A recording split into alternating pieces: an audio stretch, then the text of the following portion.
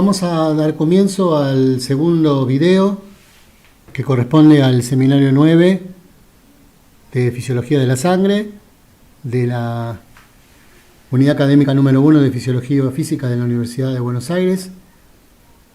Yo soy el doctor Daniel Fassi, como ya me conocen del primer video, y vamos a continuar con la siguiente parte. Bueno, los objetivos para esta segunda parte o este segundo video es conocer los progenitores hematopoyéticos y sus principales características y funciones, y la importancia que estos progenitores tienen en la hematopoiesis. Veremos también los precursores hematopoyéticos morfológicamente reconocibles, que se ven en una determinación que se denomina medulograma. Hablaremos algo sobre las variaciones circadianas de la hematopoiesis, fenómeno entonces que también es regulado por las variaciones día-noche o luz-oscuridad. Hablaremos de la citoquina finalmente, con sus características generales, cuáles son las citoquinas que participan en la hematopoiesis y los receptores y tipos de receptores de citoquinas. Bueno, vamos a ver esta segunda parte hablando de las células progenitoras. Las células progenitoras o simplemente progenitores son células que han podido obtenerse en su momento a partir de cultivos de colonias de médula ósea debidamente acondicionados para simular a la médula ósea normal, a la cual se le habían agregado algunos factores estimulantes de determinados grupos de células o colonias. Las células eran capaces de formar grupos de 50 más células a las cuales se les llamaban colonias in vitro, y esas colonias estaban formadas por células maduras o combinaciones limitadas de las mismas. La célula origen de todo ese grupo de células se la llamó progenitor o células progenitoras, o como ustedes van a ver, CFU, unidades formadoras de colonias. Esta es la denominación que se les da a estos progenitores. Los progenitores inicialmente provienen de la célula stem multipotencial y obtenemos dos progenitores que son todavía multipotenciales, aunque ya carecen de autorrenovación, que son el progenitor mieloide común y el progenitor linfoide común. El progenitor mieloide común da origen a toda la serie que se llama mieloide, células rojas, plaquetas, monocitos macrófagos, eosinófilos basófilos, mastocitos, neutrófilos, células dendríticas, mientras que lo demás corresponde a la población linfoide B y linfoide T y NK. Existen progenitores bipotenciales que son capaces todavía de dar origen a dos de las progenies, son progenitores comunes a las mismas, como el eritroide megacarocítico, el granulocito macrófago o monocito célula dendrítica, el eosinófilo basófilo y el TNK. Cada uno de ellos dará origen después a los progenitores monopotenciales de la serie roja, BFU, CFUE, los progenitores de serie megacarocítica monopotenciales y después los de granulocito, monocito, eosinófilo basófilo, mastocito, célula T, NK y B. Justamente una de las características que tienen los progenitores y que la diferencian de las células STEM es la especificidad de línea, es decir, producen uno o a lo sumo dos progenies hemáticas a las cuales están restringidas. Y esto se debe a que ya al comisionarse las stem cells se han expresado factores de transcripción que son propios de cada progenie y se reprimieron aquellos que no lo son. De este modo, las células progenitores empiezan a expresar marcadores correspondientes a la línea en particular. Suelen responder a uno o más citoquinas del microambiente, generalmente microambiente que produce citoquinas que se liberan en forma soluble y actúan sobre las células progenitoras que se encuentran en actividad. Son células que, a diferencia de las stem cells, están todo el tiempo en ciclo celular activo, o sea, se encuentran en estadio G1 y tienen una gran capacidad proliferativa, pero de corta duración. Esto significa que son capaces de generar una explosión proliferativa que permite algo muy importante, que es la amplificación de la población celular. De unas pocas stem cells surgen muchos progenitores y a partir de ahí muchos precursores que también siguen proliferando y finalmente células maduras. De este modo yo puedo usar muy pocas stem cells y disponer de muy pocas de ellas, porque los progenitores son los que se encargan de expandir la población celular posteriormente. Esta proliferación es de corta duración y los progenitores, una vez que proliferan, se agotan y no pueden seguir haciéndolo posteriormente. En cambio, las células STEM si bien proliferan en menor cantidad o hacen menos divisiones, lo hacen cada vez que se las requiera. Por eso los progenitores no pueden repoblar una médula ósea ni reconstituir una médula ósea hemopoyética ni en el corto, en el largo plazo. Sí en el corto plazo, pero eso se agotaría finalmente. Piensen ustedes y discútanlo, ¿qué pasaría si yo infundiera solamente progenitores a un individuo que tiene la médula vacía? ¿Qué ocurriría con ese individuo? Vemos las células que le siguen a los progenitores, que son los precursores hematopoyéticos.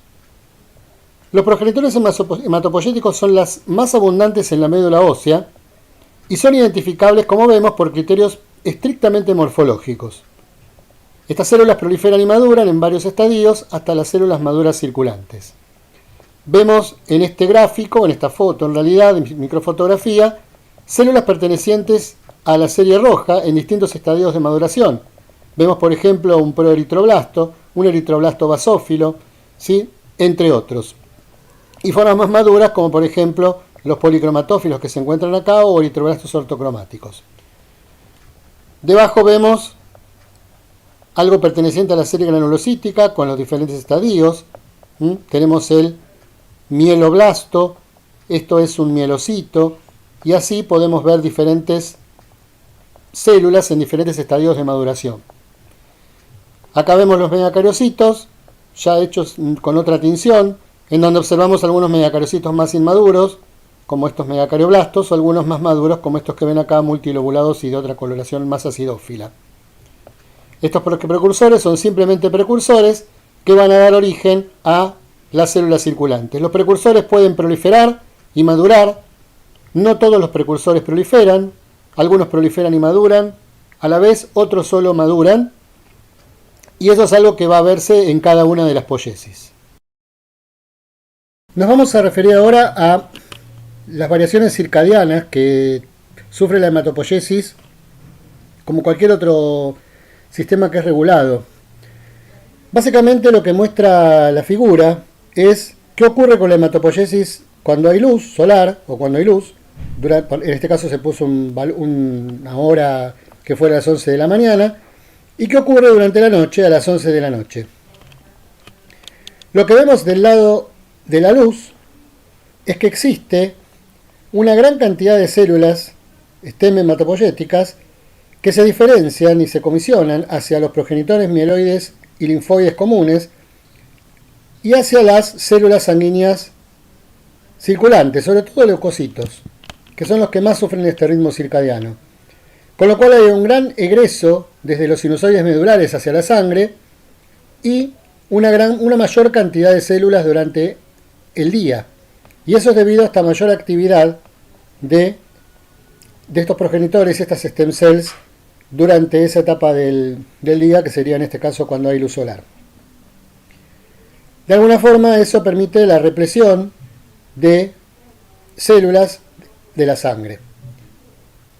En cambio, durante la noche aparece sustancias como la melatonina producida por la glándula pineal y además aparecen algunos macrófagos que son capaces de frenar la hematopoiesis, reducir de alguna manera la diferenciación hacia progenitores y producción de células durante la noche y de esa forma disminuir el egreso de células durante ese periodo. Se estimula la autorrenovación durante la noche. Es como si el sistema hematopoyético trabajara durante el día y descansara durante la noche. Y durante la noche repone fuerzas. Al reponer fuerzas significa vuelve a repoblar y al repoblar permite la producción que ocurre durante el día. También el sistema nervioso simpático, a través de la inervación de los pericitos, suele modificar o suele tener alguna relación con estas variaciones en el ritmo circadiano y probablemente lo realicen a través de receptores beta-adrenérgicos especiales que se llaman receptores beta 3. Esta diapositiva la vimos en el video anterior y acá estamos viendo el pasaje desde un estado de quiescencia de una célula durmiente, entre comillas, a una célula activa al cambiar de nicho. Básicamente, durante la noche predomina este nicho, ¿sí?, donde todos los estímulos conducen a que la célula se mantenga repoblando y en estado quiescente, mientras que durante el día gran parte o una parte importante de las stem cells va a formar parte del lecho vascular y tornarse activa para producir activamente células durante el día.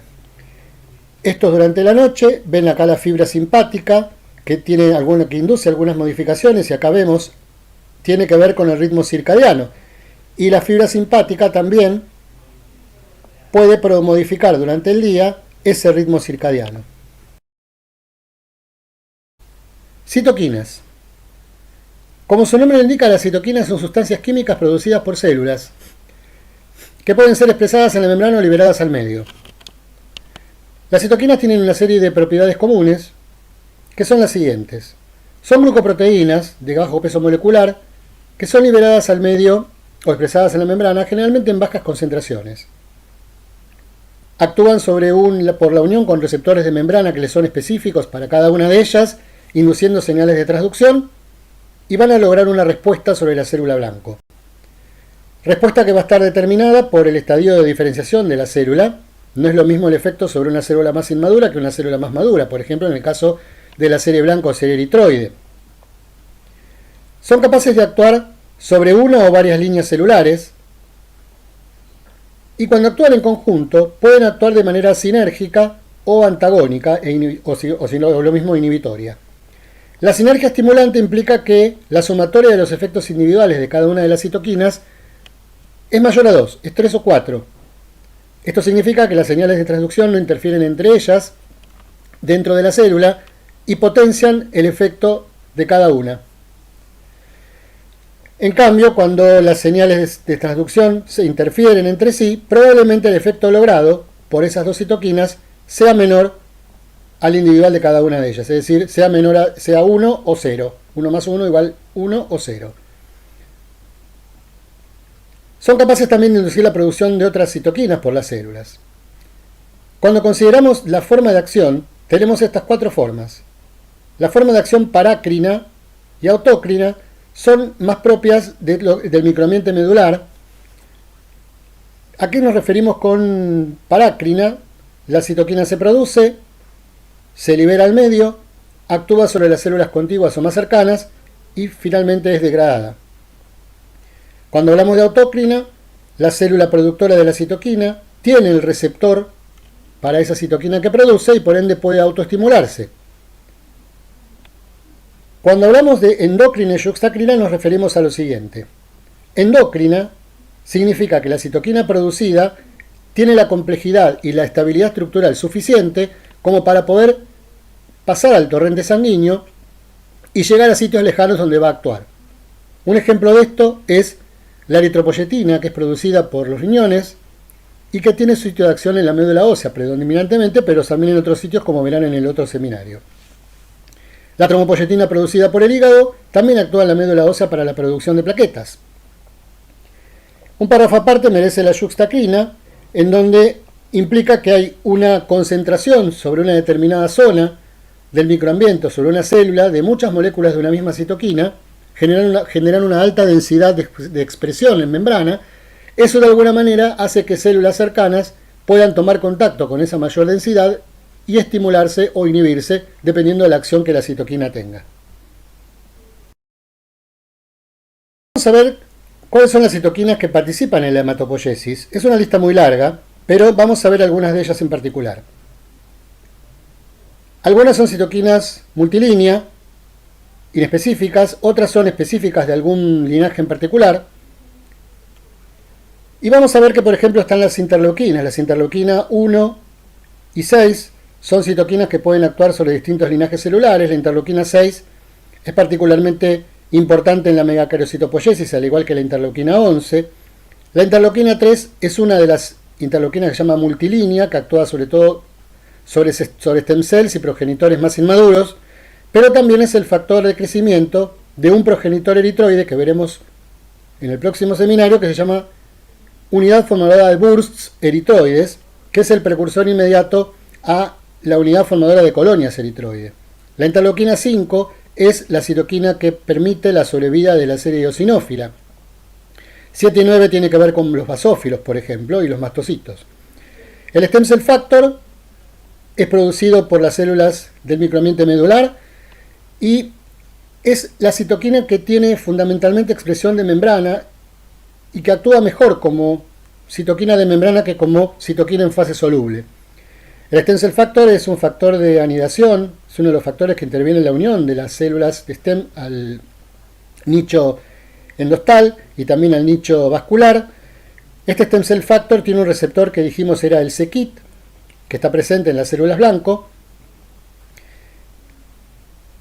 Tenemos también este que era el CXL12, que es el factor derivado del estroma 1-alfa, cuyo receptor es el CXL4, que está presente en las stem cells y otras células. Es un factor que induce migración, porque es un factor quimiotáctico, y homing, es decir, llegada y anidación en la médula ósea. Es producida por los pericitos, pero también cuando en el nicho se encuentra en el nicho vascular por las CAR cells. El FLT3 ligando es simplemente un ligando que colabora con las otras citoquinas, potenciándolas. Estos son lo que se llaman factores estimulantes de colonias, y de acá la sigla. El factor estimulante de colonias granulocítico, granulocito macrófago y monocítico. La eritropoyetina y la tromopoyetina, que son los dos ejemplos de citoquinas que actúan de manera endocrina o a distancia. Después tenemos dos citoquinas que actúan sobre todo como inhibitorias. El TNF-alfa o factor de necrosis tumoral alfa es un inhibidor de la hemopoiesis, pero particularmente de la serie roja, y tiene mucho que ver con la génesis de la anemia crónica inflamatoria. El TGF-beta o factor transformante del crecimiento beta, que vimos que era producida por células de estroma, pero también por esa célula de Schwann que está anexa a la fibra simpática que inerva el pericito perivascular, es un pan inhibidor, es decir, inhibe o puede inhibir de alguna manera a todas las progenies, y en particular es muy importante para mantener la quiesencia de las células stem que se encuentran en el nicho endostal. Vamos a hablar ahora de los tipos de receptores de citoquinas. Dijimos que las citoquinas tenían receptores de membrana que le eran propios y específicos para cada una de ellas. Existen dos tipos de receptores reconocidos: el tipo 1, llamado asociados a tirosinquinasas, y el tipo 2, o tipo tirosinquinasa. Los receptores tipo 1 son monómeros homólogos que se encuentran separados cuando la citoquina no está. Y cada uno de estos monómeros se encuentra asociado a una quinasa que se llama Janus quinasas o JAK quinasas. ¿Bien? Cuando aparece la citoquina, se produce primeramente la dimerización del receptor, formando un homodímero.